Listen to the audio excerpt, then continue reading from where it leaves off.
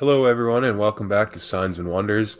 If this is your first time here, please subscribe so you can stay up to date with all the latest content. I would like to start off as always by saying thank you so much to all my Patreons and all of you who have helped this channel and helped me spread this message. I am so grateful and so thankful. You guys are amazing. Thank you so much. So welcome, my name is Nick. Today is July 1st, 2020, and this is your International End Times News Report. This next story both angers and saddens me to my core. Please pray for these people, guys. Major power orders Christians, renounce God or we will cut off food and housing. China's communist government is warning elderly Christians that they will lose basic benefits if they don't stop practicing their faith.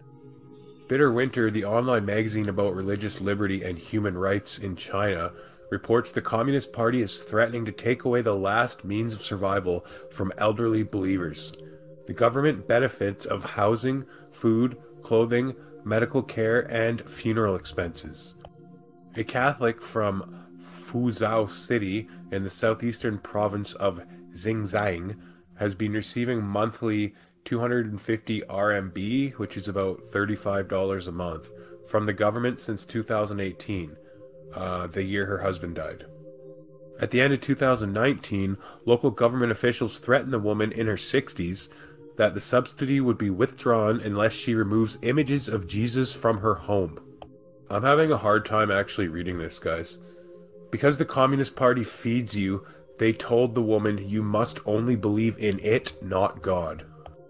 2 months later, the pension was cancelled because she refused to remove the symbols, the report said. Argentina and Brazil crops threatened by locust swarm. So this plague is spreading across the world now, guys, and it's hit Argentina and Brazil.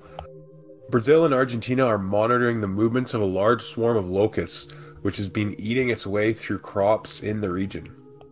The insects, which can cover a distance of 150 kilometers or 93 miles in one day, have already traveled from Paraguay to Argentina, and it's feared Brazil and Uruguay could be next.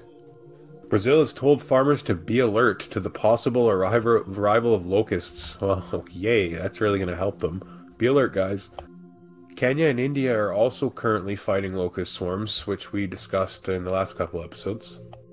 The insects have already moved through the Argentinian provinces of Santa Fe and Formosa, where they cause damage to crops of corn, sugarcane, wheat, and oats. The swarm is currently in Corrientes province, and the authorities there said that they had managed to reduce its size through fumigation. Corrientes borders Brazil and Uruguay, and both countries are monitoring the swarm's movements closely.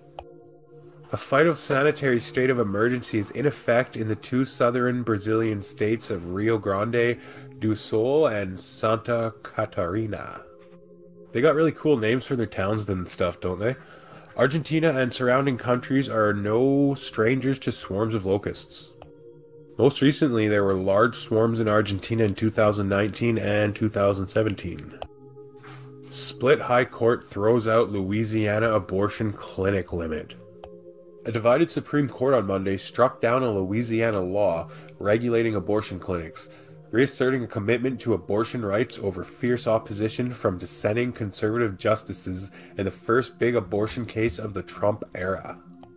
Chief Justice John Roberts and his four more liberal colleagues ruled that a law that requires doctors who perform abortions must have admitting privileges at nearby hospitals violates abortion rights the court first announced in the landmark Roe v. Wade decision in 1973. The outcome is far from the last word on the decades-long fight over abortion, with dozens of state-imposed restrictions winding their way through the courts. But the decision was a surprising defeat for abortion opponents, who thought that a new conservative majority with two of President Donald Trump's opponents on board would start chipping away at abortion access. Yeah, come on, what's going on?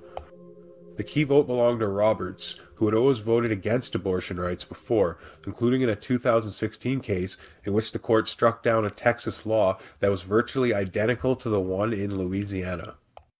The Chief Justice explained that he continues to think the Texas case was wrongly decided, but believes it's important for the court to stand by its prior decisions. The result in the case is controlled by our decision 4 years ago, invalidating a nearly identical Texas law, Roberts wrote. He did not join the opinion written by Justice Stephen Breyer for the other liberals in Monday's decision, and his position left abortion right supporters more relieved than elated. The case was the third in 2 weeks in which Roberts, a George W. Bush appointee, joined the court's liberals in the majority. One of the earlier decisions preserved the legal protections and work authorization for 650,000 immigrants who were brought to the U.S. as children. The other extended federal employment discrimination protections to LGBT Americans, a decision that Justice Neil Grouch also joined and wrote. Alright guys, I said it 10 years ago and I'll say it again. Political correctness is destroying our society. Everybody now has to bow to a small fringe minority or you'll be labeled a bigot or a hate monger. I ask you, is this democracy? Is that freedom? This whole millennial generation really makes me sick, to tell you the truth. I'm not saying all millennials are like this, but look at this trend that's happening across the country of people tearing down or defacing statues. Most of these kids have no idea what they're even protesting about. In this photo, they tore down a statue of an abolitionist. Like, they're so dumb they don't even realize who or what they're defacing. They're just there because they think it's cool to protest or something. Like, yeah, let's tear down a statue of someone who fought to abolish slavery for this Black Lives Matter movement. Like, derp. Maybe educate yourself a little bit before you start, like, tearing down statues of people you have no idea, like, who they were, you know? Good idea, maybe. Not just Confederate statues. Indigenous activists want Spanish conquistadors, missionaries removed. Wyatt Grantham Phillips. This is from the USA Today. As Confederate statues and symbols are removed nationwide, activists are calling for monuments to those who contributed to the genocide of indigenous people to be toppled as well. It is an act of violence to even have the statues in our homelands, said Elena Ortiz, chair of the Santa Fe Freedom Council of the Red Nation, a social justice organization. It's not just the statue, but it's what it represented, the celebration of our genocide. Like, I don't remember ever seeing a generation like this, where this is happening. Like, in U.S. regions now of historical Spanish conquest, protests are surrounding missionary and conquistador figures, anywhere there's a statue of someone like that. The conquistadors brought with them not only these weapons of mass destruction, but also the imposition of the Catholic Church, the big bad Catholic Church, and the imposition of a patriarchal government on a peaceful society, said Ortiz. I'd like to see some actual facts that she's, you know, instead of her just saying this stuff. Like, weapons of mass destruction in the 1700s? Okay. In Los Angeles and San Francisco, statues of Junipero Serra were toppled by protesters. Excuse me if I mispronounce some of these names, guys. I am Canadian, so I don't know like 100% about all of American history and stuff. So, in New Mexico, Juan de Onate statues are now in storage. Diego de Vargas was carried out of Santa Fe with a crane. And in Florida, Juan Ponce de Leonis was covered in spray paint and rotten eggs. That's nice. While many celebrate the protests and removals, they haven't come without controversy. Well, yeah. The U.S. Spanish Embassy weighed in, saying that defending the Spanish legacy is a priority, and that educational efforts will continue for the reality of our shared history to be better known and understood. Yeah, good idea. So here's a statue of someone they want to tear down. Junipero Serra. He lived 1713 to 1784. He was a Spanish Franciscan priest and missionary, credited with bringing Catholicism to present-day California when it was a Spanish colony. He's recognized as one of the most important Spanish missionaries, and in 2015 he gained sainthood when he was canonized by Pope Francis.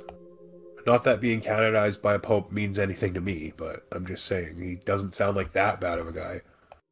Russia accuses U.S. of destructive stance on nuclear test ban treaty. Russia's foreign ministry accused the United States on Tuesday of taking a destructive stance on the Comprehensive Nuclear Test Ban Treaty, or the CTBT, and of preparing for a possible resumption of a nuclear testing. Moscow, which ratified the CTBT 20 years ago on Tuesday, said the non-proliferation and arms control regime was facing serious challenges and urged Washington to reconsider its position. It said the situation around the CTBT was seriously deteriorating. Russia is calling on, above all, the United States to reconsider its position and give the green light to transform this most important agreement from the point of view of global security into a fully functioning international legal instrument, the foreign ministry said in a statement. The United States has denied Russian accusations in the past that it intended to quit the CTBT on the pretext that Moscow was violating it first. Washington, which formally withdrew from the landmark Intermediate Range Nuclear Forces Treaty in August of 2019, has signed but not ratified the CTBT along with 7 other countries.